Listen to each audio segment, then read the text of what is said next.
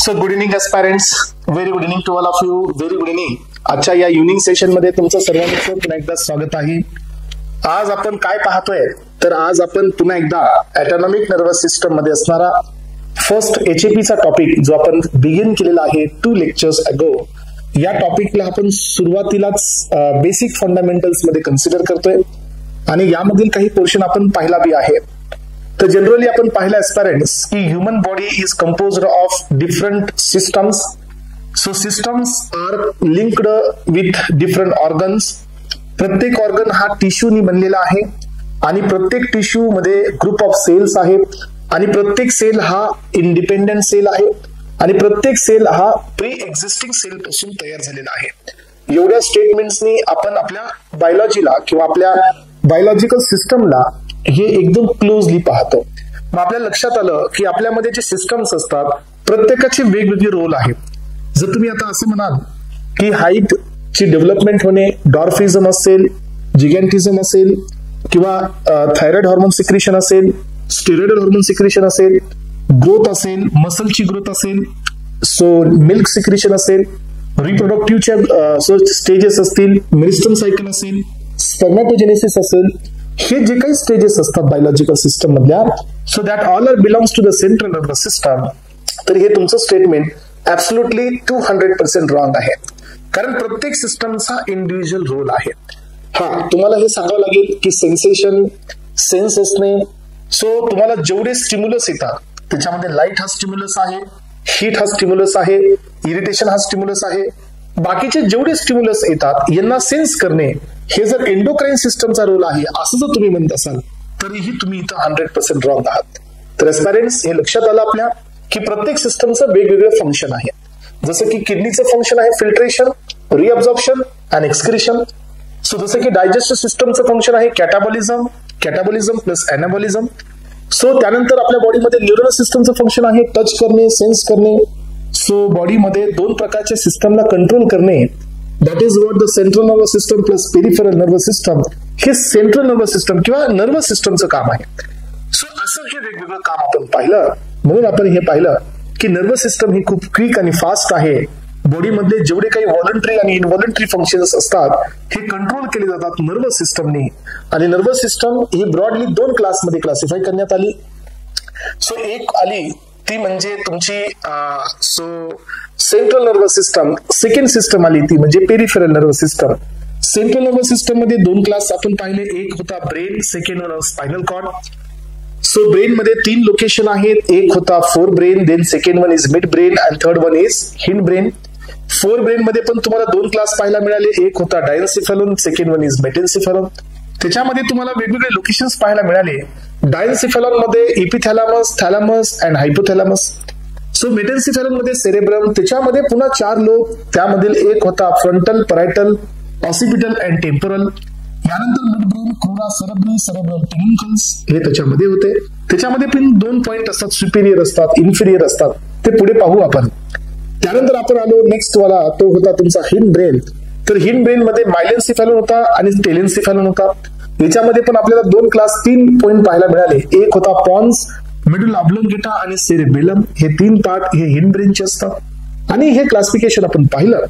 तर एस्पेरेंट्स, त्यानंतर आपण याच्याकडे आलो की नर्वस टिश्यूज कशाने बनलेले आहेत. नर्वस टिश्यूज हे 2 पार्टनी बनलेले असतात. एक असतात nerve cell, those are actively involved in the conduction, आणि सेकंड सेल असतात so that are all called as a neuroglial cells or it is also called as a glial cells. So glial cells मध्ये पुन्हा वापस 2 class आले. The cells existed in the CNS and cell existed in PNS.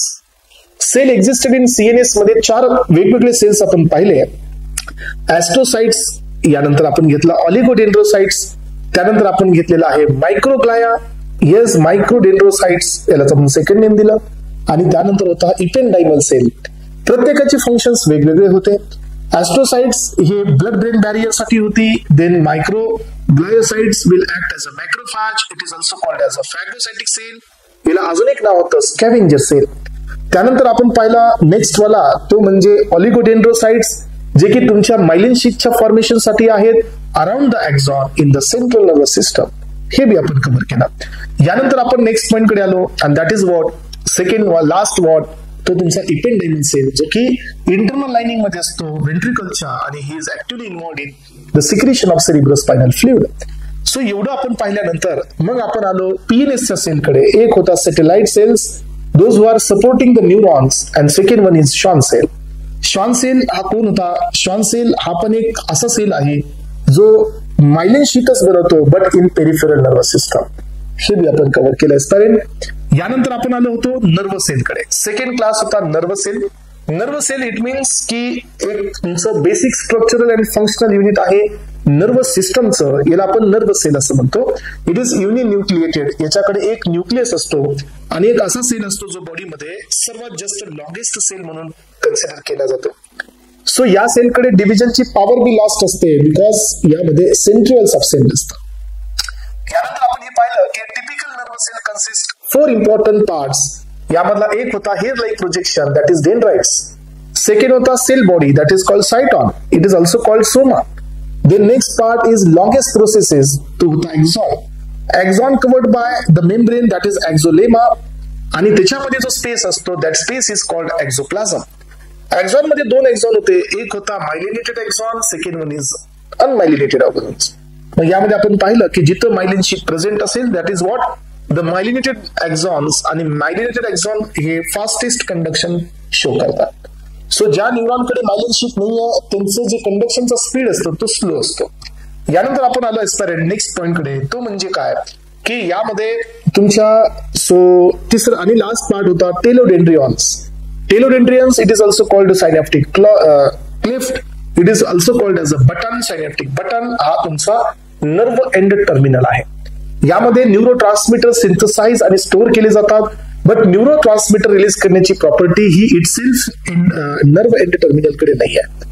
So neuron ज्यावेळेला fire होतो, फायरिंगची region असते एक्झॉन hillock, इथून neuron fire होतो, आणि फायर झालेला न्यूरॉन हा पॉझिटिव्ह चार्ज हा सेंट्रिपेटल म्हणजे कुठं पाठवतो, so towards the end terminal, आणि तिथं हा पॉझिटिव्ह चार्ज रिच आउट होतो सोडियमच्या फॉर्मॅटमध्ये.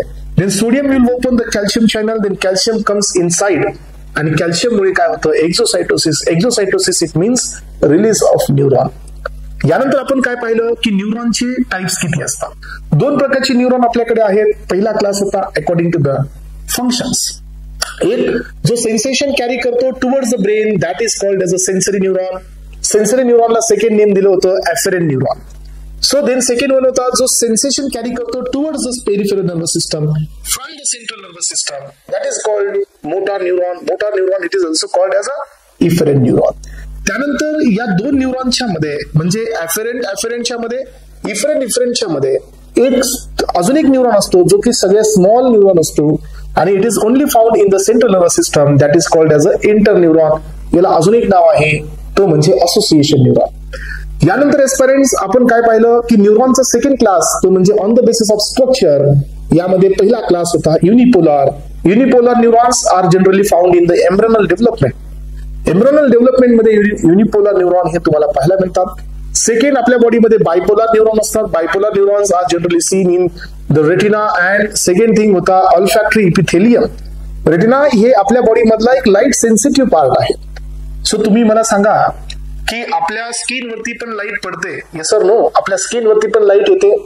सो आपल्या स्किन वरती लाईट पडते, आपल्या बॉडीच्या अदर पार्ट्स वरती पण लाईट पडते. So then only the eyes, why only the eyes has ability to recognise the light. याचा अर्थ समजतो तुम्हाला? जर आपल्या स्किन वरती लाईट पडल्यानंतर जर हे आपल्याला रिकॉग्नाइज होत नाही तर काय मिसिंग आहे?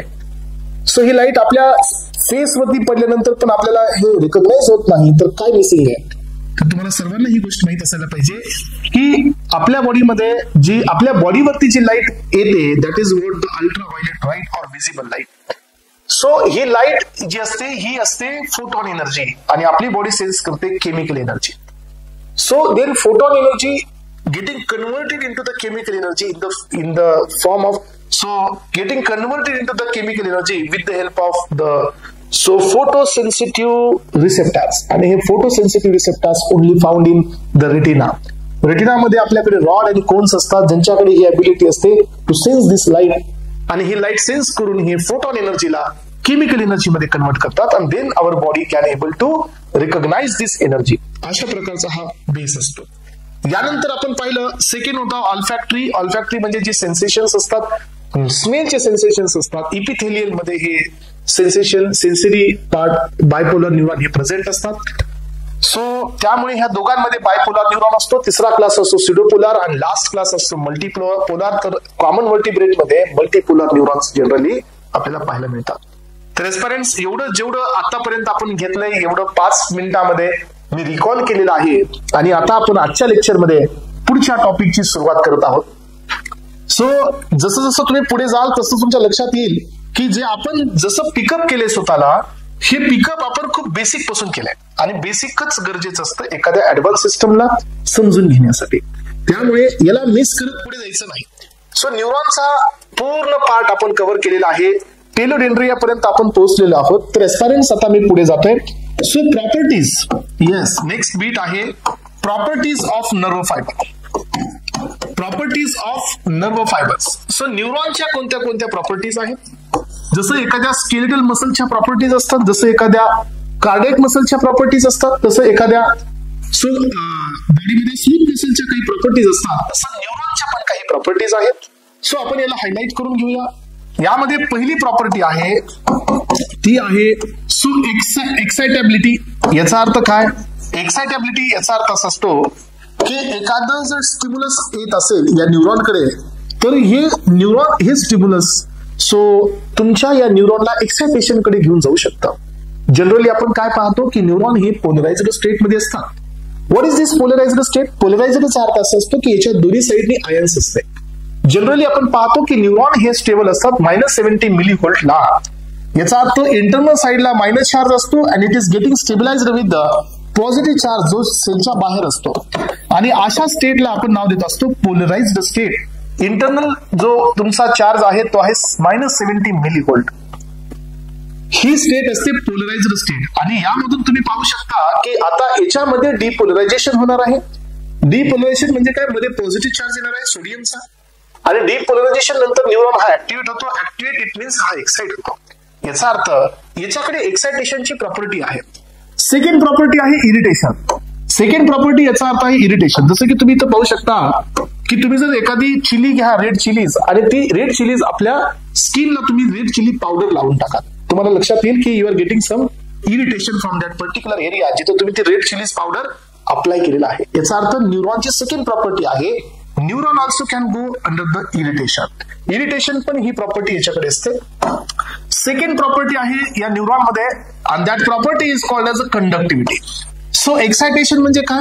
नॉर्मल स्टेट वरून सो हा एक्साइटेड स्टेटला जातो, पुन्हा एक्साइटेड स्टेट वरून तो नॉर्मल स्टेटला येतो. याला आपण एक्साइटेशन नाव दिलं. इरिटेशन इट मीन्स की इचिंग असेल that is also one of the irritation. So pain असेल that is also one of the irritation.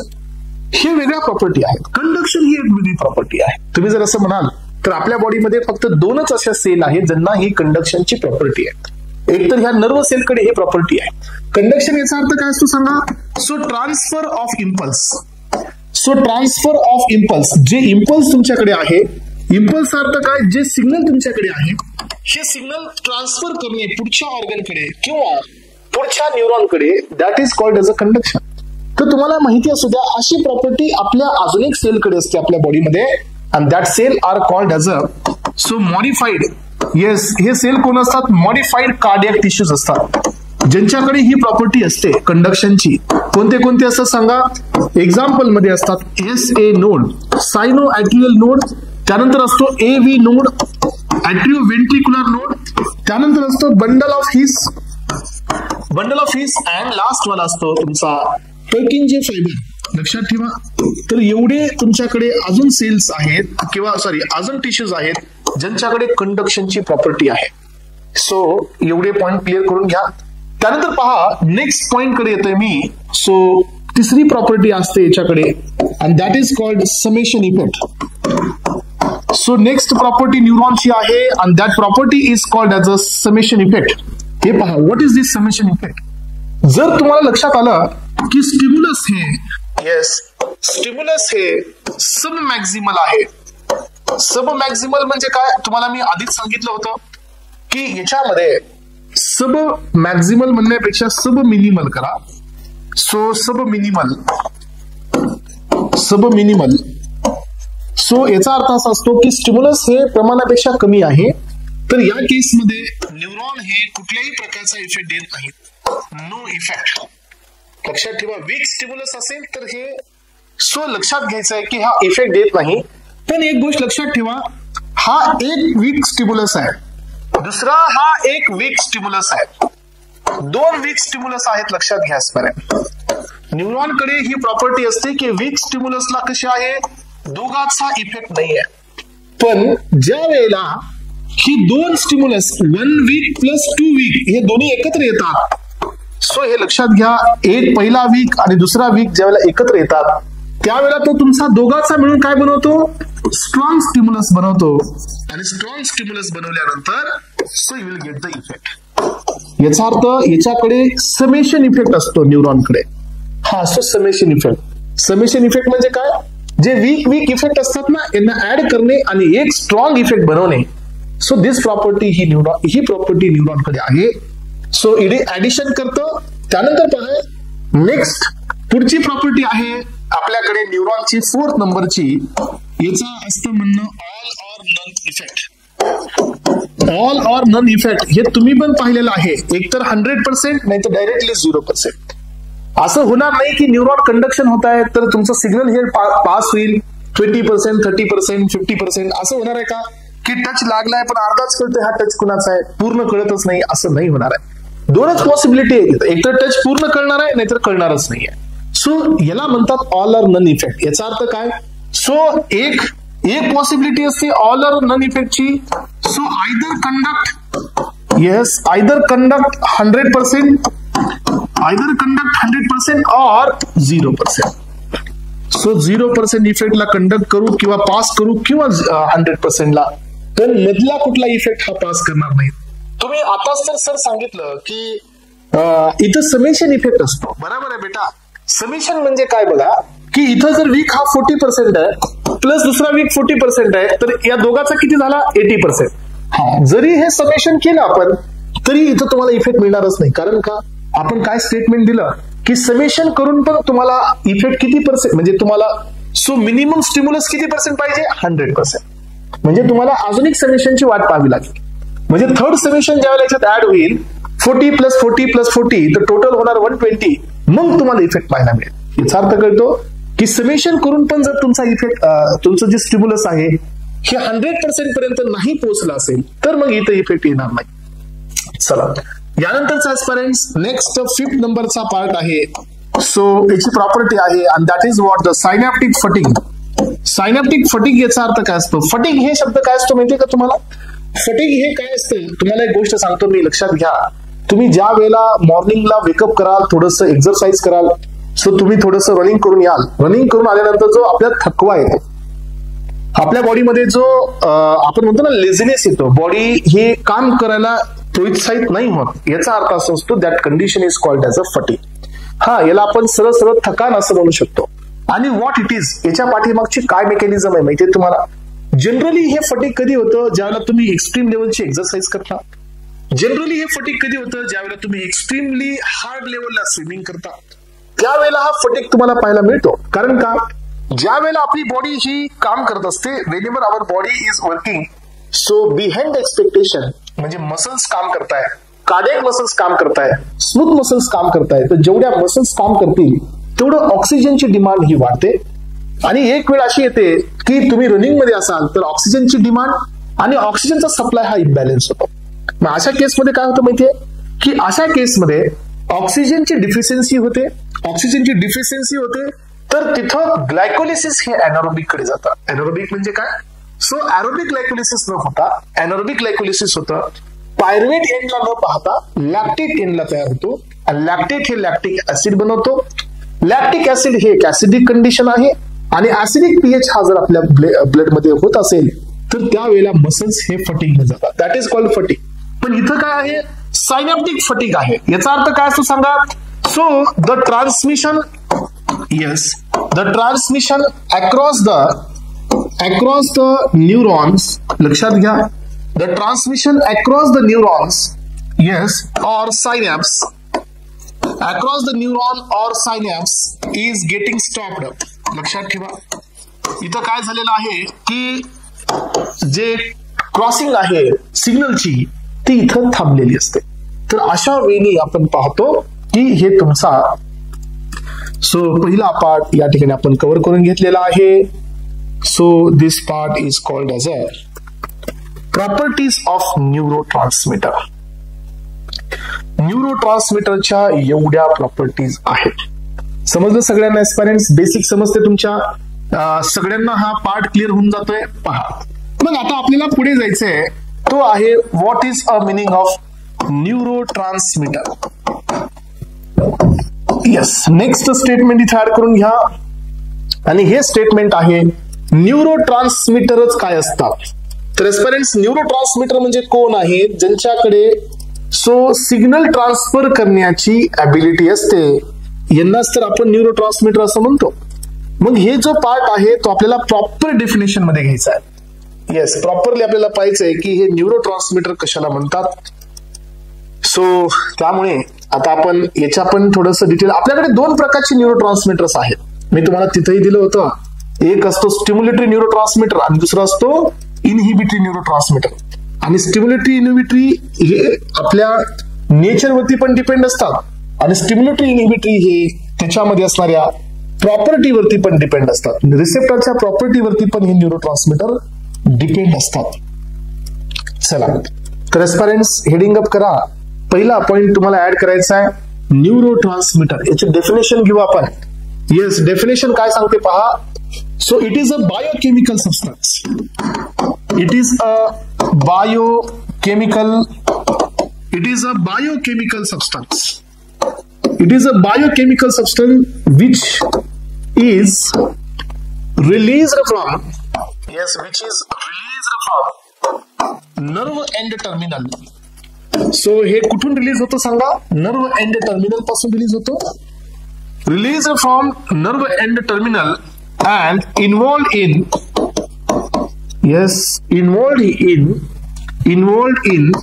transmission of impulses. So transmission of impulses, or you can say information. Transmission of impulses or information. So in between two neurons. तर ही information दोन neuron मध्ये असते. और neuron plus organ, याला नाव द्या called as a neurotransmitter. Yes, this is called as a neurotransmitter. हे पहा, the neurotransmitter released by, हे एक्झाम मध्ये येतं, released by exocytosis with the help of कशाच्या हेल्पने? with the help of कॅल्शियमच्या हेल्पनी हे न्यूरोट्रान्समीटर रिलीज होत असतात. यानंतरचा नेक्स्ट पॉइंट कडे यायचे टाइप्स ऑफ न्यूरोट्रान्समीटर. आपल्या बॉडीमध्ये किती प्रकारचे न्यूरोट्रान्समीटर्स आहेत? तर आपल्या बॉडीमध्ये दोन प्रकारचे न्यूरोट्रान्समीटर्स आहेत. यामधला पहिला क्लास आहे स्टिम्युलेटरी न्यूरोट्रान्समीटर. सो यानंतर पहा, सेकंड क्लास आहे इनहिबिटरी न्यूरोट्रान्समीटर. तर एस्पायरंट्स, कधी कधी हे कन्फ्युज होतं, आणि हे कन्फ्युजन तुम्हाला दूर करायला पाहिजे, म्हणून तर आपण याला या ठिकाणी एवढ्या व्यवस्थित आणि नॉर्मल वे पासून घेत आहोत. सो हे पाहिले तुम्ही की नॉर ॲड्रेनालिन हा कोण आहे? तर नॉर ॲड्रेनालिन हा ब्लड प्रेशर वाढवणारा एक एजंट आहे, म्हणजे हा स्टिम्युलेटरी आहे. सेकंड, मग तुम्ही इकडे म्हणाल की सर ऍसिटिल कोलिन इकडे घ्या. ऍसिटिल कोलिन तर ब्लड प्रेशर कमी करणार आहे. मग एस्पायरंट, ऍसिटिल कोलिन ब्लड प्रेशर कमी करणार आहे, तर मग ऍसिटिल कोलिन मसल कॉन्ट्रॅक्शन का करतो? याचा अर्थ ऍसिटिल कोलिन हा इनहिबिटरी जर असेल तर ऍसिटिल कोलिननी मसलला पण रिलॅक्स केलं पाहिजे. म्हणजे काय? ऍसिटिल कोलिन हा इनहिबिटरी नाहीये. ऍसिटिल कोलिन ज्याच्यावर काम करतो तर रिसेप्टर इनहिबिटरी आहे. यामुळे इथं कन्फ्युजन होऊ शकतं की ऍसिटिल कोलिन हा इनहिबिटरी न्यूरोट्रान्समीटर नाहीये. ऍसिटिल कोलिनचे फंक्शन्स इनहिबिटरी आहे. जसं की तुम्ही पाहिलं, M2 वरती काम करा, will get decreasing heart rate. Function हे इनहिबिटरी आहे. हे ऍसिटिल कोलिनमुळे नाही आहेत, हे तिथल्या रिसेप्टरच्या नेचरमुळे आहेत, कारण तो रिसेप्टर GI नेचरचा होता. यानंतर पहा, नेक्स्ट न्यूरोट्रान्समीटर आहे ॲड्रेनालिन. तर हा पण स्टिम्युलेटरी आहे. त्यानंतरचा नेक्स्ट न्यूरोट्रान्समीटर आहे डोपामिन. हा पण स्टिम्युलेटरी आहे. त्यानंतरचा नेक्स्ट न्यूरो ट्रान्समीटर आहे सेरोटोनिन. याला दुसरं नाव असतं 5-हायड्रॉक्सी ट्रिप्टामिन. सो 5-हायड्रॉक्सी ट्रिप्टामिन हा आहे. तर एस्पिरंट्स हे कोण आहेत बॉडी मधले, हे स्टिम्युलेटरी न्यूरो ट्रान्समीटर आहेत. त्यानंतरचा नेक्स्ट वन आहे ग्लुटामिन. हा बी तुमचा एक न्यूरो ट्रान्समीटर आहे. त्यानंतर पहा स्टिम्युलेटरी मध्ये अजून एक न्यूरो ट्रान्समीटर आहे आस्पार्टेट. आस्पार्टेट किंवा you can say the aspartic acid. Yes, this is called as a aspartic acid. तर हा पण कोण आहे, तर हा पण एक स्टिम्युलेटरी न्यूरो ट्रान्समीटर आहे. प्रत्येकाचे फंक्शन्स एस्पिरंट्स वेगवेगळे आहेत, पण फंक्शन्सला इथं कन्फ्युज करायचं नाही आहे. ओके, सो तुम्हाला डिपेंड आहे की कोण इनिबिटरी कोण स्टिम्युलेटरी. बघा आता तुम्हाला हे लक्षात येईल की डोपामिन स्टिम्युलेटरी बी आहे, डोपामिन इनहिबिटरी बी आहे. डोपामिन हा आपल्या ब्लड वरती काम करतोय. डोपामिन हा D2, D3, D4 रिसेप्टर वरती बी काम करतोय. मग स्टिम्युलेटरी आहे का इनहिबिटरी हे डिपेंड कशावरती असतं, हे डिपेंड आहे नेचर ऑफ रिसेप्टर. आणि हे आपण ऑलरेडी जीपी मध्ये कव्हर केलंय की एस कोण आहे, जीआय कोण आहे, जीक्यू कोण आहे. तिथं जायचं, आता इथं कन्फ्युज करायचं नाही. हा काही न्यूरो ट्रान्समीटर हे प्युअरली लक्षात घ्या. इथं अजून एक दोन घेऊ आपण. हिस्टामिन टाका, हा पण तुमचा स्टिम्युलेटरी आहे. पण तुम्हाला माहितीये का हिस्टामिन H2 वरती काम केलं तर HCl ला वाढवतोय, आणि हिस्टामिन H1 वरती काम केलं तर तुमच्या बॉडीमध्ये ट्रिपल रिस्पॉन्स देतोय. हे घेऊ नका, पण जरा समजून घ्या. हिस्टामिन H3 वरती काम केलं तर सिडेशन देतोय, गुंगी देतोय. याचा अर्थ की हिस्टामिन हा इनहिबिटरी आहे का, नाही. मी आताच सांगितलं की हा इनहिबिटरी नाही आहे, याचा रिसेप्टर इनहिबिटरी आहे. म्हणून हे अशा प्रकारचा इफेक्ट आपल्याला पाहायला मिळतोय. तर एस्पिरंट नेक्स्ट पॉइंट कडे या. नायट्रिक ऑक्साईड हा पण स्टिम्युलेटरीच आहे.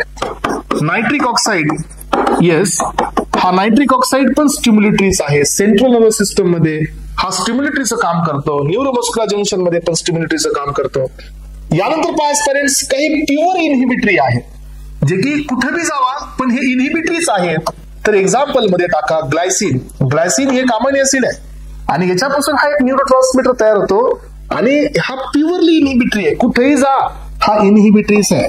गॅमा अमायनो ब्युटेरिक ऍसिड, कुठेही जा हा इनहिबिटरी आहे. हा कधीच स्टिम्युलेटरी असू शकत नाही. रिसेप्टर कोणताही घ्या, कुठलंही कंडिशन घ्या, कधीच तुम्ही असं म्हणू शकणार नाही की GABA is responsible for the excitation. कधीच नाही. गाबा हा ऑलवेज काय करणार आहे, सो एक्सायटेशनला डिक्रीज करणार आहे, कारण हा क्लोरीन चॅनलला ओपन करणार असतो. यानंतरचा नेक्स्ट पॉइंट आहे जनरल अनेस्थेटिकचे जेवढे काही ड्रग्स असतात हे न्यूरो ट्रान्समीटर मध्ये येणार नाही, पण एक पॉइंट म्हणून लक्षात ठेवा. तर हे पण तुमचे कोण असतात, इनहिबिटरीज असतात. जनरल अनेस्थेटिक्स यांचाही रोल असतो.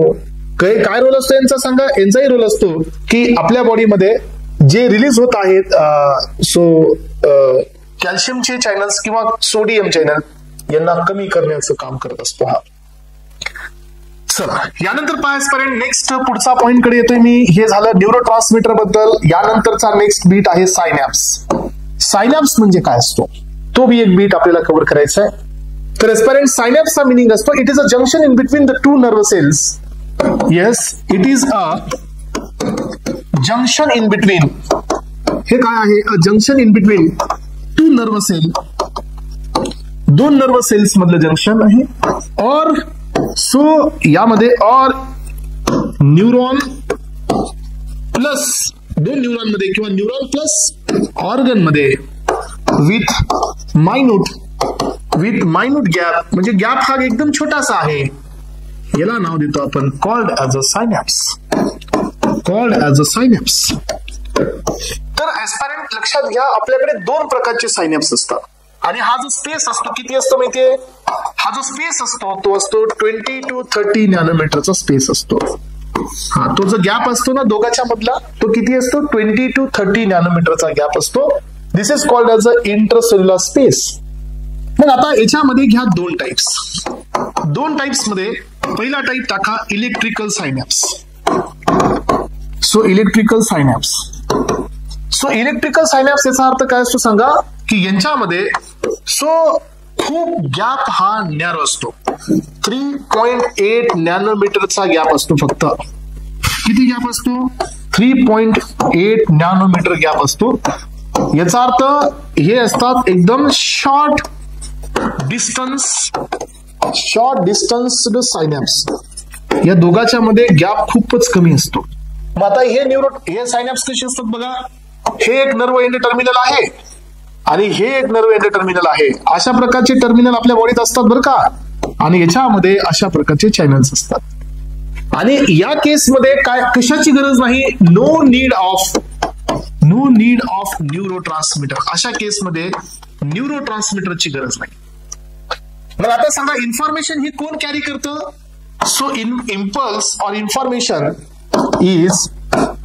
Is carried out by information or impulse is carried out by ions.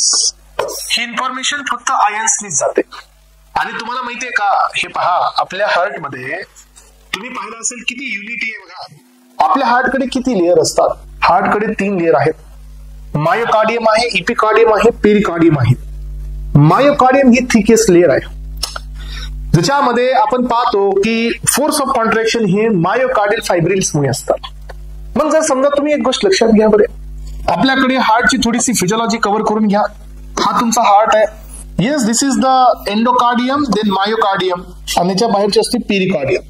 याच्यामध्ये पण 2 असतात, विसरल पेरिकार्डियम आणि परायटल पेरिकार्डियम. आणि त्या दोघांच्या मध्ये गॅप असतो, that is called as a pericardial cavity, जिथं की कुशनचं काम होतं, फ्रिक्शन कमी होतं त्या ठिकाणी. बघा आता आपण काय पाहतो की ज्या वेळेला इथं एसए नोड असतो, एसए नोड सिग्नल देतो एव्ही नोडला, 3 ट्रॅकनी सिग्नल येत असतो. This is एव्ही node. ऍट्रिओ वेंट्रिक्युलर नोड असतो, याच्यापासून सिग्नल येतो इथं असणाऱ्या फायबर्सला. फायबर्स म्हणजे कोण असतात, हे बंडल्स ऑफ हिस. हे बंडल ऑफ हिस खाली आल्यानंतर 2 भागामध्ये डिवाइड होतात, आणि this is called as a Purkinje fibres. आणि पर्किंजे फायबर्स आपल्या सो मायोकार्डियम मध्ये डीप आउट होत असतात, जे की स्टिम्युलस घेऊन जातात.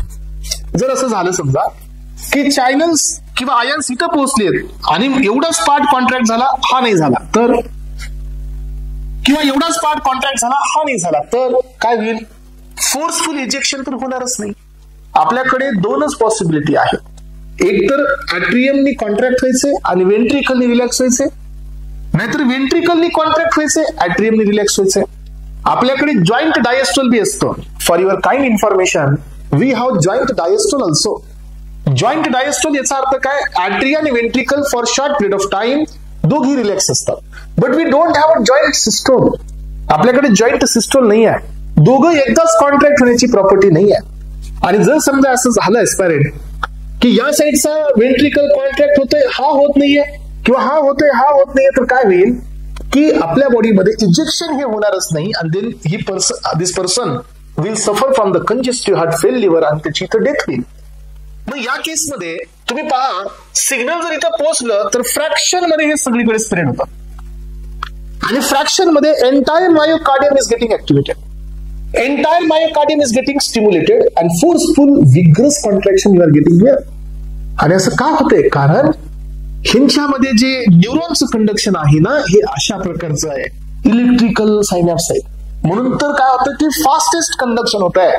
कारण ह्याच्यामध्ये असा जर गॅप असेल तर काय होईल सांगा, की इथे एक न्यूरॉन आहे आणि इथे एक न्यूरॉन आहे, तर याचा इम्पल्स खाली येण्यासाठी you need to transfer neurotransmitter.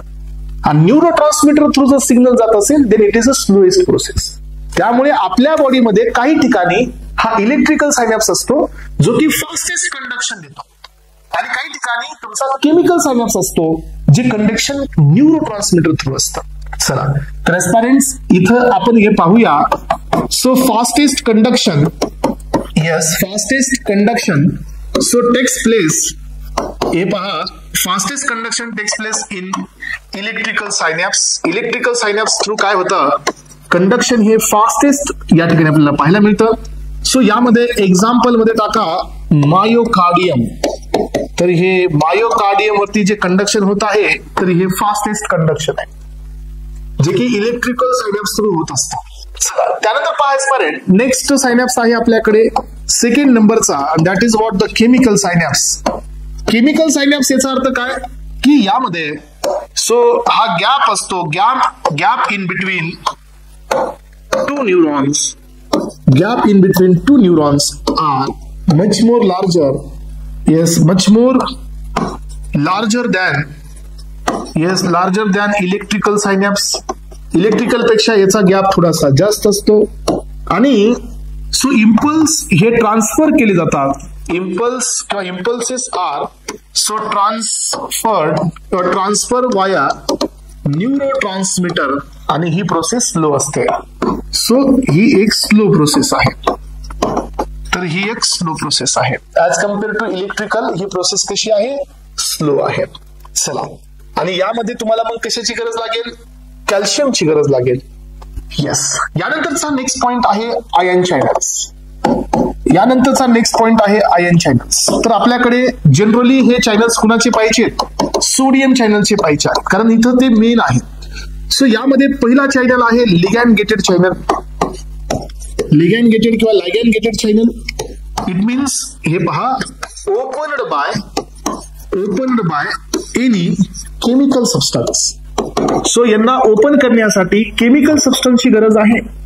Example बघा, एक्झाम्पल मध्ये फेमस एक्झाम्पल घ्या, अस्टिल कॉईल याची गरज आहे. सेकंड चॅनल असतात व्होल्टेज गेटेड चॅनल.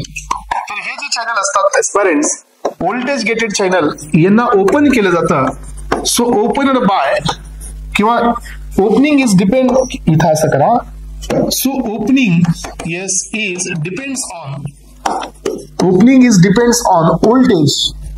आणि हे व्होल्टेज कोणतं असतं? तर लक्षात ठेवा, हे व्होल्टेज असतं थ्रेशहोल्ड पोटेन्शियल. तर या पोटेन्शियलला हे ओपन होत असतात. आणि हे सगळ्यात जास्त न्यूमरस असतात, म्हणजे हे सगळ्यात जास्त कॉन्सन्ट्रेशन मध्ये असतात. आणि हे हे तुमच्या पोटेन्शियलला ट्रान्सफर करण्याचा रोल प्ले करत असतात. चला, यानंतरचा नेक्स्ट पॉइंट आहे तो आहे generation of action potential. So एक ऍक्शन पोटेन्शियल हे कसं जनरेट होतं हे आपल्याला पाहायचंय. येस. तर एस्पायरंट खूप बेसिक घेतोय मी, आणि याचा वापर आपल्याला सीव्हीएस मध्ये पण होणार आहे. कार्डिओव्हॅस्क्युलर सिस्टम मध्ये पण हे येतं, जनरेशन ऑफ ऍक्शन पोटेन्शियल.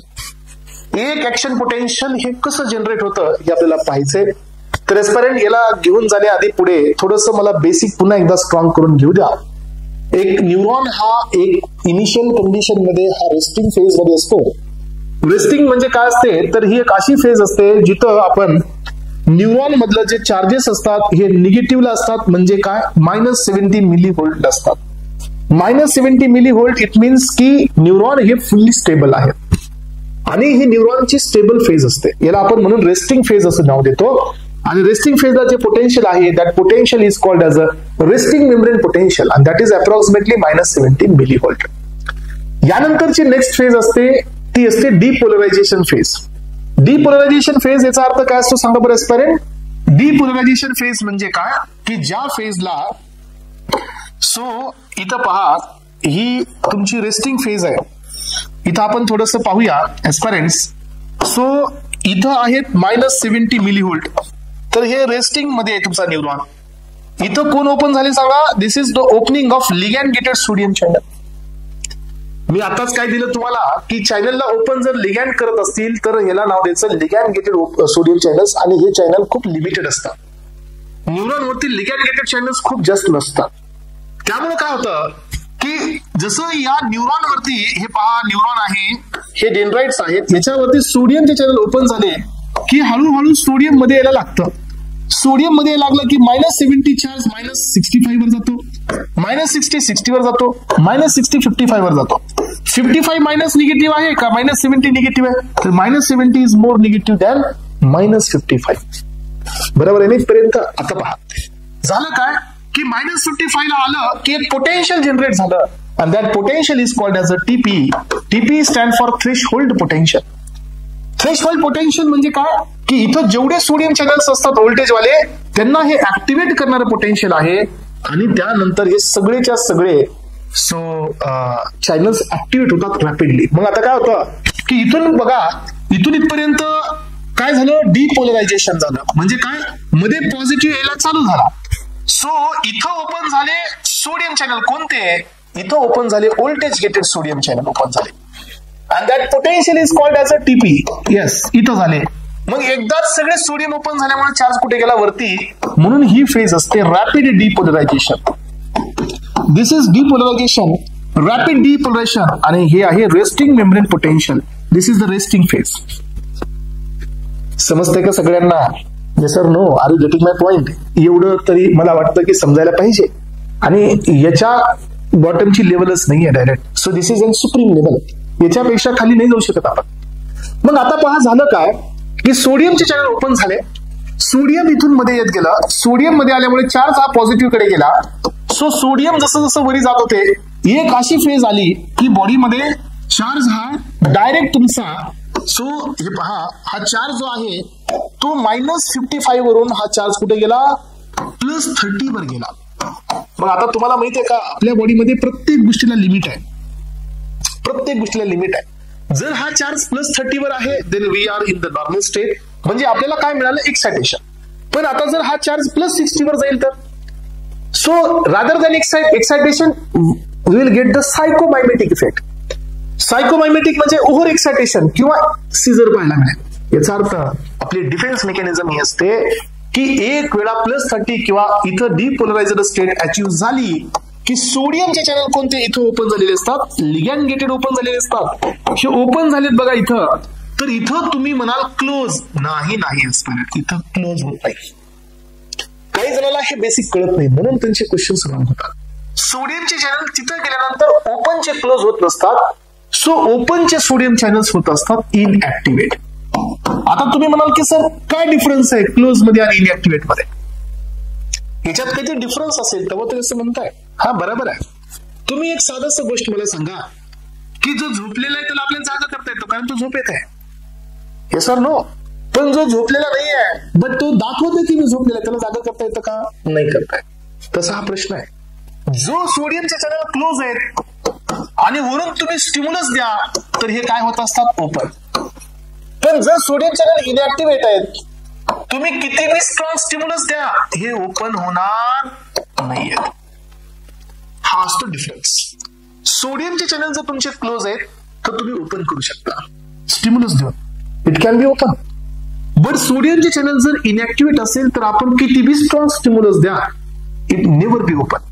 मग आता मला सांगा आपल्याकडे ऑलरेडी कोणती फेज आहे? +30. म्हणजे already we are in the dangerous phase. म्हणजे काय झालं की आपलं रेस्टिंग पोटेन्शियल आहे -70 but now we reach up to +30. म्हणजे आपण आहोत डेंजरस फेज मध्ये. जर समजा इथं जर सोडियम चॅनल मी क्लोज केले आणि समजा अजून एखादा स्टिम्युलस आला तर काय होईल माहितीये का? स्टिम्युलस जर अजून एखादा अनवॉन्टेड स्टिम्युलस जर इथं मिळाला तर हा ग्राफ खाली न जाता पुन्हा वरी जाईल आणि मग अशा केसमध्ये त्या पर्सनची डेथ होईल. याचा अर्थ बॉडीचा डिफेन्स बघा. बॉडीचा डिफेन्स बघा. बॉडी काय म्हणते की already we are at the dangerous zone. मग आता इथं सोडियमचे चॅनल होतील इनऍक्टिव्हेट. म्हणजे काय इनऍक्टिव्हेटचा अर्थ काय की इथं इनऍक्टिव्हेट म्हणजे आता याला कुणीच ऍक्टिव्हेट करू शकत नाही. म्हणजे कुठला बी किती बी स्ट्रॉंग स्टिम्युलस आला तर ह्या चॅनलला कुणी ऍक्टिव्हेट करणार नाही. कधीपर्यंत? जोपर्यंत हा चार्ज पुन्हा वापस 70 ला जात नाही. म्हणजे हा आपला डिफेन्स आहे. येस हा आपला डिफेन्स आहे. पुन्हा वापस काय होणार ना? सोडियमचे चॅनल झाले इनऍक्टिव्हेट. आता इथून हा चार्ज खाली कसा जातो? इथून होतात पोटॅशियमचे चॅनल ओपन आणि बाहेर जायला लागतं पोटॅशियम. पोटॅशियम जसं बाहेर जायला लागतं this phase is called as a repolarisation. मग हे पोटॅशियम बाहेर जातं, पोटॅशियम बाहेर जातं, पोटॅशियम बाहेर जातं. जोपर्यंत पोटॅशियम जात आहे तोपर्यंत चार्ज हा मायनस कडे चाललेला असतो. आणि हे बघा जसं तुम्ही -70 ला रीच आउट केलं की तुमच्या ह्या सोडियमच्या चॅनलची इनऍक्टिव्हेट स्टेट बदलून जातो क्लोज कडे. हा इथं होतात सोडियमचे चॅनल क्लोज. आतापर्यंत राहिले इनऍक्टिव्हेट. म्हणजे काय? सोडियमच्या चॅनलचं म्हणणंच असतं की ह्या फेज मध्ये मला कुणीच ऍक्टिव्हेट नाही करायचंय. जर मी या फेज मध्ये ऍक्टिव्हेट झालो तर मी इथून वापस चाललो. आणि जर असं होत असेल तर सो ज्या वेळेला पोटेन्शियल हे -70 वर येणार आहे रिटर्न टू -70 त्यावेळेला हे डेंजर झोन संपला. मग आता जर याला कुणी ऍक्टिव्हेट करत असेल तर नो प्रॉब्लेम. म्हणून काय होतं इनऍक्टिव्हेट स्टेट ही जाते क्लोज. म्हणजे इथं झाले क्लोज. मग पुन्हा वापस कोणती फेज येते? रेस्टिंग मेम्ब्रेन पोटेन्शियल फेज येते. आणि या फेजला काय होतं की इथे एक ऑपरेटिंग कोण असतो? एक पंप असतो जो मध्ये सोडियम आहे आता आणि बाहेर पोटॅशियम आहे. तर तो काय करतो पहा, सो बाहेर टाकतो 3 सोडियम आणि मध्ये घेतो 2 पोटॅशियम, याला रेस्टिंगला करतो. And now this signal or this neuron is ready to begin with second signal. याच्यामध्ये एक फेज आली नाही. आपण रेस्टिंग मेम्ब्रेन पोटेन्शियल घेतली, डिपोलरायझेशन घेतली, रॅपिड डिपोलरायझेशन घेतली, रिपोलरायझेशन पण घेतली, पण एक फेज इथं मिसिंग आहे, that is called as a hyperpolarisation. ही फेज जनरली सगळ्याच सायकल मध्ये येत नाही. ही फेज येत असते ज्या वेळेला तुम्हाला ह्या फेजची गरज आहे. लक्षात म्हणजे काय की एक अशी फेज येते की रेस्टिंग मेम्ब्रेन पोटेन्शियल पेक्षा पण खाली पोटेन्शियल जातो, आणि हे होत असतं जर पोटॅशियम चॅनल जर टाइमाला क्लोज नाही झाले तर. एक्सेसिव्ह पोटॅशियमचा जर लॉस झाला किंवा क्लोरीनचा जर इन्फ्लोज झाला तर इथं येत असते हायपर पोलरायझेशन स्टेज. आणि हायपर पोलरायझेशन स्टेट म्हणजे न्यूरॉन हा इनऍक्टिव्ह स्टेट मध्ये असतो. आता अजून एक महत्वाचा पॉइंट म्हणजे काय, हा -90 मिलीव्होल्टची ही स्टेज असते. So it is -90 millivolt. तुम्हाला माहिती आहे का बघा की हे न्यूरॉनची प्रॉपर्टी आहे की इम्पल्स वरून तुमच्याकडे आलाय, सिग्नल वरून मिळालाय, न्यूरो ट्रान्समीटर दिलाय तुम्हाला ऍक्टिव्हेट साठी, तर न्यूरॉन हा ऍक्टिव्हेट कधी होतो, जर पोटेन्शियल रेस्टिंगला असेल तरच. समजून घ्या, neuron never B activated whenever the potential is -90 millivolt. Neuron जर -90 ला आहे तर न्यूरॉन इनऍक्टिव्ह आहे, ऍक्टिव्ह होतच नाही कितीही स्ट्रॉंग स्टिम्युलस द्या.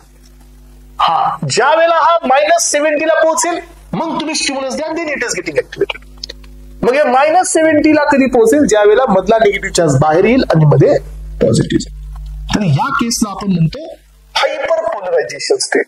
मग आपण इथं काय शिकतो आता एस्पायरंट्स, तर आपल्याला पाहिजे resting membrane potential, active potential, generation of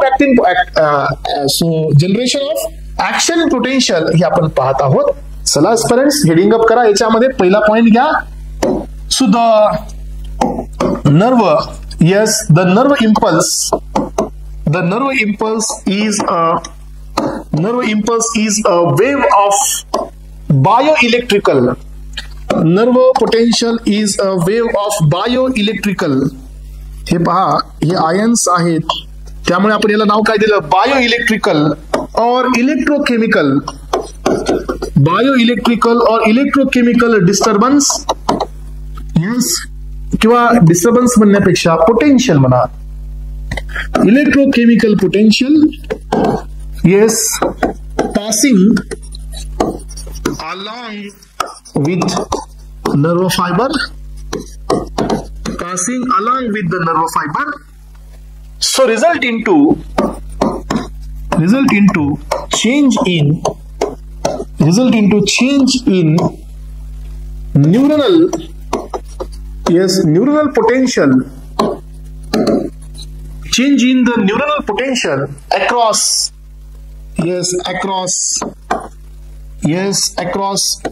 neuronal membrane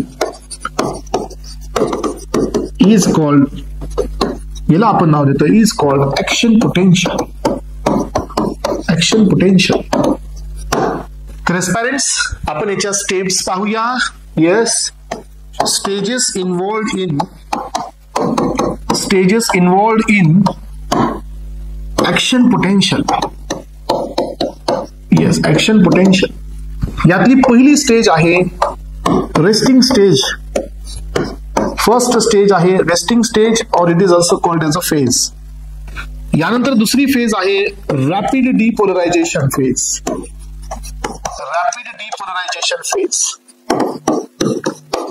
त्यानंतर तिसरी फेज आहे रिपोलरायझेशन फेज. येस, या 3 फेज मात्र कॉमन असतात.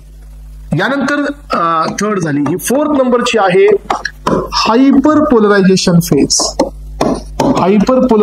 फेज. याला आपण इथं थोडस कॉमन ब्रॅकेट मध्ये टाका, नॉट कॉमनली सीन. तर ही फेज आपल्याला कॉमनली बघायला मिळत नाही. In case of general anaesthetic त्या केसमध्ये ही फेज आपल्याला पाहायला मिळत असते. ठीक आहे, तर एस्पायरंट्स आता काय करायचंय, यामध्ये तुम्हाला छोटे छोटे बीट घ्यायचे आहेत. पहिला बीट इथं टाका, resting membrane potential, resting phase. Yes, resting phase. पहिली फेज इथे ऍड करून घ्या, रेस्टिंग फेज. हे पहा, yes the polarization, yes the polarization established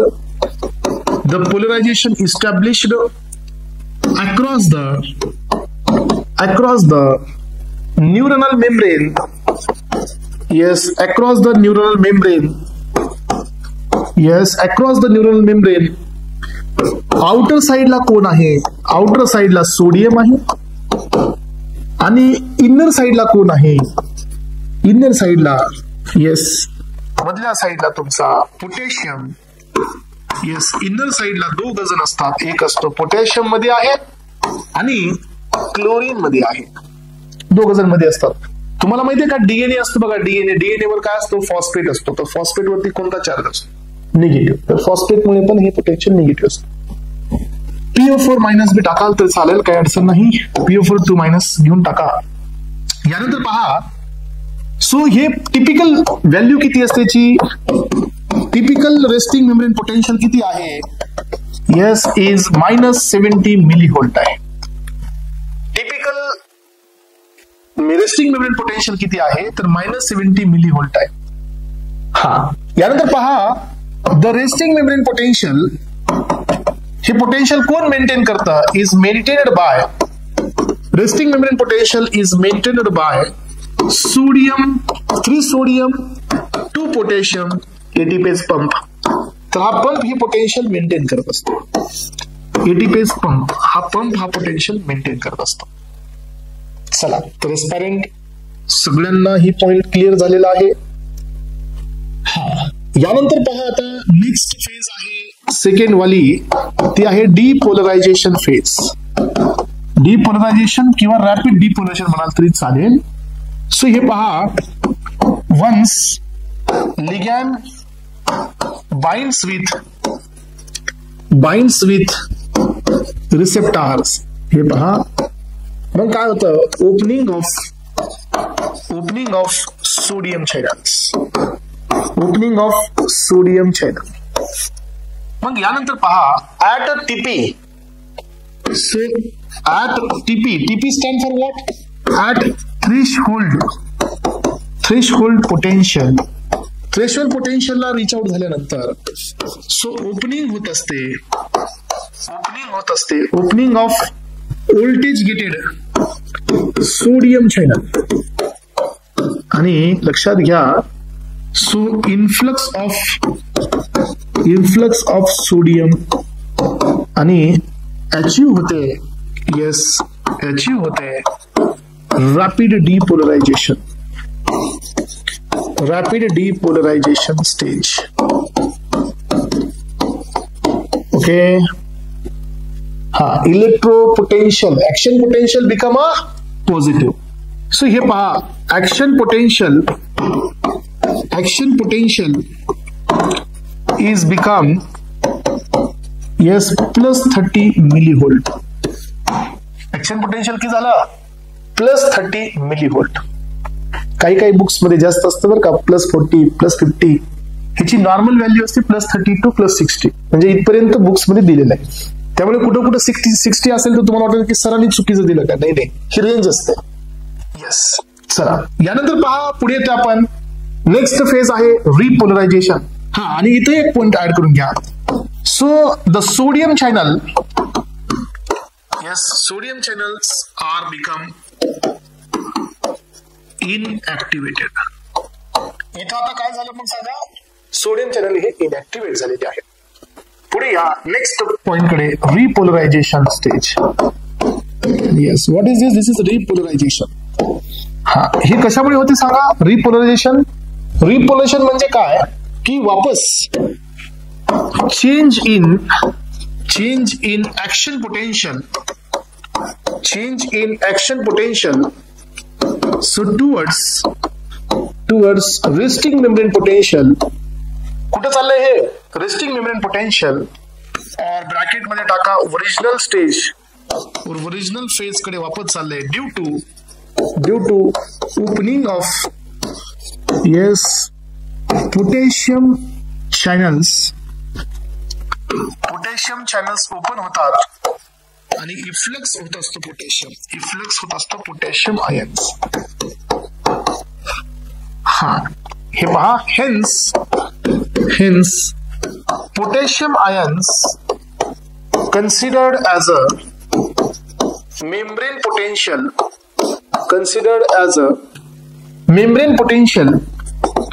membrane potential determining ions. determining ions. हा लक्षात घ्या सर्वांनी. पुढे या next point.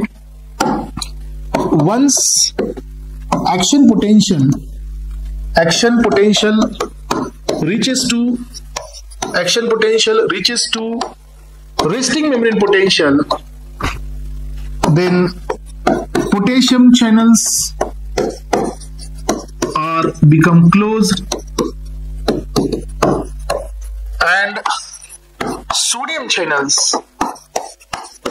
goes into closed state. आधी कसे होते, हे इनएक्टिव्हेट होते, आता चालले क्लोज मध्ये.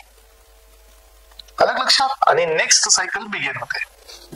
सो यानंतर पहा, नेक्स्ट सायकल इज बिगिन. हा यानंतरची नेक्स्ट फेज आहे 4थ्या नंबरची, जी की जनरली येत नसते. ही आहे हायपर पोलरायझेशन फेज. हा what is this hyperpolarization phase? During this phase, so voltage gated potassium ions ही कशामुळे आली माहितीये का? एक्सेसिव्ह पोटॅशियम बाहेर गेल्यामुळे. So voltage gated potassium channels are remain open and influx of chlorine. Then membrane potential become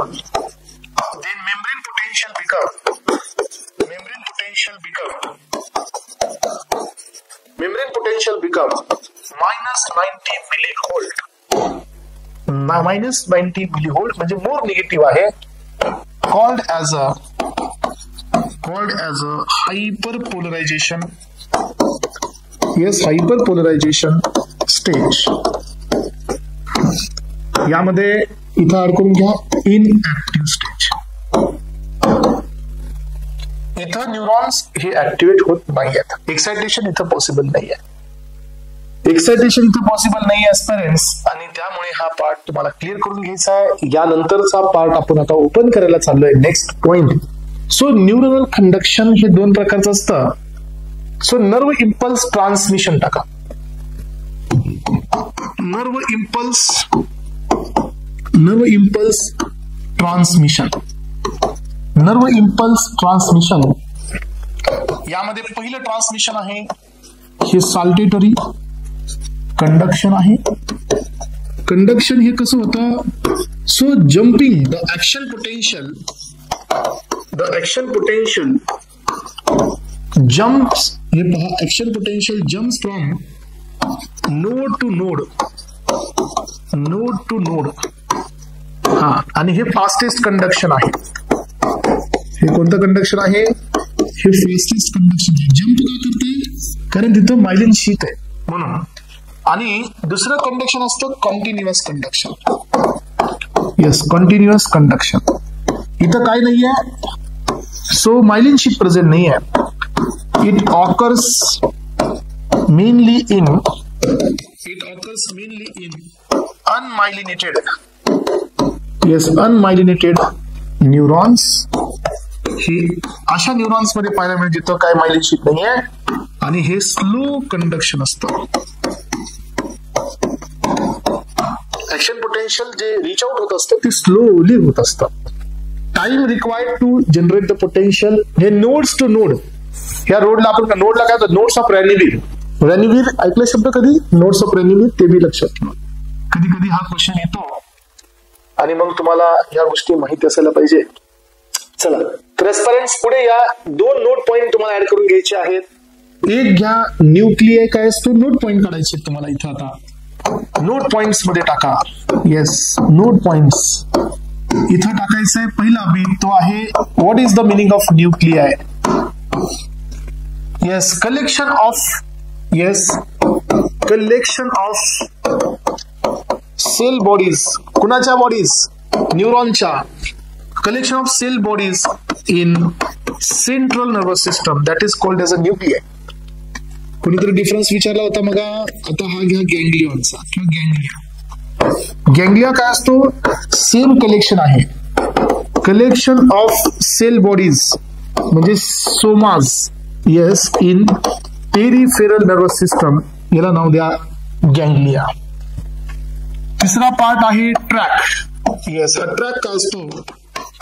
collection of, yes, axonal part. Axonal part एकत्र येऊन जे कलेक्शन होतं तो असतो ट्रॅक. ट्रॅक म्हणजे एक्झॉनचं कलेक्शन असतं. न्यूक्लियाय हे सायटॉनचं कलेक्शन असतं. यानंतर एस्पारेंट न्यूरॉनचं बेस आपण कंप्लीट करत, ह्या सगळ्या पॉइंट्सला क्लिअर करत, इम्पल्स जनरेशन बी आपण पाहिलेलं आहे. सो आता आपल्याला पुढे जायचंय नेक्स्ट पॉइंट कडे. हे बेसिक सगळं झालंय बरं का आता आपलं. आता आपल्याला पुढे जायचंय ह्युमन नर्वस सिस्टम कडे. येस, इथे ऍड करा ह्युमन नर्वस सिस्टम. ते सगळं बेसिक घेतलंय मी. आता सिस्टम घ्यायला चाललोय आपण, राईट. ह्युमन नर्वस सिस्टम बरोबर आहे. चला याचं इंट्रोडक्शन टाका. आता इंट्रोडक्शन घ्या. ते क्लासिफिकेशन आपण ऑलरेडी घेतलेलं आहे. So the nervous system in humans, yes, is well developed. हे पहा, वेल डेव्हलप्ड अँड कॉम्प्लेक्स आहे. येस, याचे क्लास आपण पाहिले. हे पहा, the neuronal system, yes, neural system control all voluntary and, हे पहा, वॉलंटरी अँड इनवॉलंटरी फंक्शन्स. याच्यावरती सगळं डिपेंड आहे. हा, चला याचं क्लासिफिकेशन आपण बघितलं. वरती आपण घेतलेलं आहे नर्वस सिस्टमचं. याच्यात दोन क्लास आले. एक आला सेंट्रल नर्वस सिस्टम, दुसरा क्लास आलेला आहे पेरिफेरल नर्वस सिस्टम. आता याच्यामध्ये आपले दोन क्लास आले होते. एक आला होता ब्रेन आणि दुसरा आला होता स्पायनल कॉर्ड. रेस्पारेंट आता काय करायचे माहितीये का? हेडिंग करायची आहे. पहिला beat human brain. Yes, first beat आपण इथं सुरू करतोय ह्युमन ब्रेन. हा, तर आता मला असं वाटतंय की ब्रेनला जाण्याआधी, ह्युमन ब्रेन कडे एंटर करण्याआधी ह्युमन ब्रेन प्रॉपर समजून घेऊया आपण. Yes, before entering in to the human brain we need to understand की ह्युमन ब्रेन काय असतो. आणि यामध्ये हिन ब्रेन, फोर ब्रेन पार्ट्स म्हणजे थोडस कसं असतं, कधी कधी ऐकलंय सर थॅलॅमस ऐकलंय पण कुठेही माहित नाही, असं असतं की नाही कधी कधी. सर हिपोथॅलॅमस ऐकलंय पण माहित नाही कुठे आहे, हायपोथॅलॅमस ऐकलंय पण माहित नाही कुठे आहे, पिट्युटरी ग्लँड ऐकलंय पण माहित नाही कुठे आहे. लोकेशन्स हे क्लिअर नाही आहेत, असं कधी कधी होतं. आणि म्हणूनच आपल्याला आता काही इमेजच्या फॉर्मॅटमधून, काही अॅनिमेशनच्या फॉर्मॅटमधून आपण ह्युमन ब्रेन क्लिअर करणार आहोत. ट्रान्सपॅरंट याचं थोडस मला असं वाटतंय की अॅनिमेटेड पार्ट कडे पण आपल्याला जावं लागणार आहे. सो समजून घ्यायचंय आता, है की नाही. सगळ्यात पहिल्यांदा लोब पाहू, त्यानंतर आउटर पाहू, थोडस डिटेल मध्ये जाऊ, बऱ्याच गोष्टी शिकायच्यात आपल्याला. हे जे दिसतंय ना तुम्हाला कलरफुल पार्ट, तर हे ब्रेनचे लोब्स आहेत. सेरिब्रम, सेरिब्रम हा बाहेरचा पार्ट असतो, ब्रेनच्या आउटर साइडचा पार्ट असतो. हे बघा, हा फ्रंटल लोब आहे, हा पॅरायटल लोब आहे मधला. दिस इज युअर ऑसिपिटल लोब जो सेरेबेलमच्या वरती असतो, आणि हा इकडे असतो, that is what the temporal lobe. असे 4 लोब असतात. हे बाहेरून बघितलं आपण. आता मला असं वाटतं थोडस आपण मध्ये जाऊन बघू, असं एकदा बघून घेऊ. तर असं पाहिल्यानंतर आपल्या लक्षात येतं की आपल्या ब्रेनकडे ना हे एक सेंट्रल लाइनिंग असते पहा, दिस इज वॉट. आणि हे सेंट्रल फिशर असतं, एकदम सेंट्रल डीप असतं हे खूप. तर हा एक असतो राईट सेम हेमिस्फिअर आणि this is your left hemisphere. Hemisphere बदलतात, इकडला एक हेमिस्फिअर इकडे आहे. आता तुम्हाला लक्षात आलं की ह्या हेमिस्फिअर मध्ये फ्रंटल आले 2, हे बघा फ्रंटल 2 दिसताना, पॅराटल 2, असे लोक बदलतात नंतर. आता हा जो हेमिस्फिअर इकडे आपण कट मारला तर हे राईट हेमिस्फिअर आणि लेफ्ट हेमिस्फिअर एका हार्ड बॉडीवरती ही अटॅच झालेले असतात. That is what the corpus callosum. ही कोणती बॉडी असते? कॉर्पस कॅलोसम, ज्याच्यावरती हे चिटकलेले असतात. मग आता नेक्स्ट पॉइंट बघा, या तुमच्या ब्रेनच्या मध्ये गेल्यानंतर आपल्याला लक्षात येतं की डिटेल स्ट्रक्चर पाहत असताना हा अजून एक महत्वाचा पॉइंट असतो की ह्या ब्रेन मध्ये कन्व्होल्युशन पाहायला मिळतात तुम्हाला. बघा कन्व्होल्युशन म्हणजे काय, फोल्डिंग पाहायला मिळतात. आपण बघतो की सगळ्यांचा ब्रेनचा वेट सारखा आहे, अलग लक्षात, पण सगळ्यांचा इंटेलिजन्स कुठं सारखा आहे, आयक्यू लेवल सारखा नाही आहे. याचा अर्थ कळतो की ब्रेन मध्ये जे कन्व्होल्युशन्स असतात that responsible for the intelligence. ज्याच्या ब्रेन मध्ये हे कन्व्होल्युशन जास्त आहे, दिस इज गायराय अँड सल्काय, तेवढं त्याचा इंटेलिजन्स जास्त असतो. कारण जेवढे कन्व्होल्युशन जास्त तेवढं सरफेस एरिया जास्त, आणि जेवढी सरफेस एरिया जास्त तेवढं न्यूरॉनचं ऍक्टिव्हिटेशन जास्त, म्हणून असं असतं. बरं ठीक आहे. आता यानंतर पहा आपण या ब्रेनच्या इंटरनल स्ट्रक्चर कडे जाऊया. हे पहा, सो याच्यावरून तुम्हाला काय दिसेल, एकदम पिक्चर क्लिअरली. बघा ब्रेन मध्ये एक आहे मध्ये असणारा हा स्टेम, ज्याच्यावरती ब्रेन ठेवण्यात आलेला आहे, त्याच्यावर एक ख्यात आहे. बघू आपण ब्रेन मध्ये CSF बे आहे. ब्रेनला कवरिंग आहे, ब्रेनला 3 कव्हर असतात. आउटर साइडला ड्युरा, मग अरेचिनाइड, देन पिया. पिया ही मधून असते, मग असते अरेचिनाइड, सब अरेचिनाइड, अरेचिनाइड आणि देन ड्युरा. हे आपण बघू, सब ड्युरल बी असतात, सब अरेचिनाइड बी असतात. पाहू आपण. सो हा जो दिसतो ना हा तुम्हाला ग्रे कलरचा part, this is the part of cerebrum. This is the cerebrum. Cerebrum, occipital lobe, parietal lobe, frontal lobe, temporal lobe.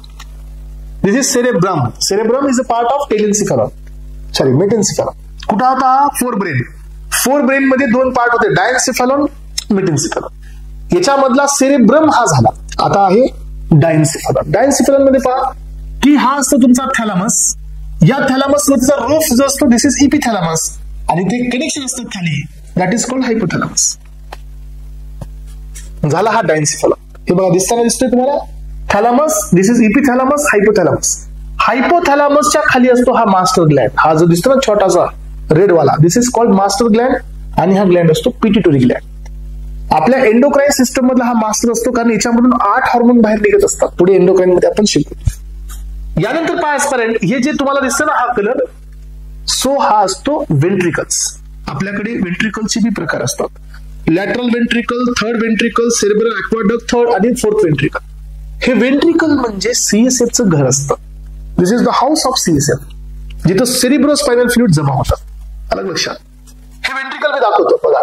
आणि यानंतर हे जे खाली आले तर हे ब्रेन स्टेम आहे. मग हा डायलेटेड पार्ट जो असतो ना इथं थोडासा जाडवाला, सो हा वाला, दिस इज नॉट, इथे या आधी. हे झालं तुमचं forebrain. This is the thalamus, epithalamus, hypothalamus आणि cerebrum. This is the forebrain. आता या दोघांच्या मध्ये छोटासा भाग असतो midbrain. This is the midbrain. Cerebral peduncles आणि क्रुरा सेरेब्रल इथं असतो, आणि इथून खाली चालू होतो तुमचा हिंड ब्रेन. हिंड ब्रेन मध्ये हा जाड पार्ट डायलेटेड म्हणजे पॉन्स. ह्याच्या पाठीमागे हा ग्रीन कलरचा दिसतोय तो सेरेबेलम, जो की ब्रेन स्टेम मध्ये येत नाही, मागून असतो हा पोस्टेरियर साईडला. आणि हे जे आहे दिस इज मेडुला ऑब्लिंगेटा, आणि याच्या खाली चालवतो स्पायनल कॉर्ड. म्हणजे हे झालं hindbrain, this is your midbrain, आणि this is your forebrain. Fine. तर एवढं आज लक्षात घ्या. पुढच्या लेक्चर मध्ये जाऊ आपण. येस. हा तर पॅरेंट्स, लेट मी नो आजचं लेक्चर समजले तुम्हाला सर्वांना.